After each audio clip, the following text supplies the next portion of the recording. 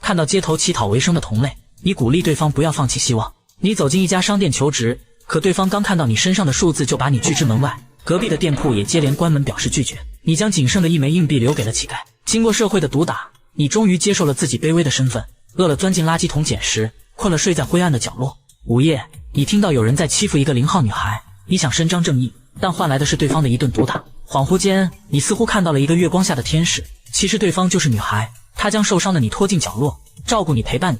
等你醒来，身上的伤口被精心包扎，从此便多了一个朋友。他拉着你手，向你微笑，如同一缕阳光温暖你的心灵。而当执法者路过时，你们还是会装作陌生的模样，因为在所有人的世界里，数字0不能拥有友情，更不配拥有爱情。但爱就是为你担惊受怕，为你激流勇进，轰轰烈烈。共同的命运让他们无话不谈，关系也日渐亲密。在一起的快乐时光让你们几乎忘记了自己的身份。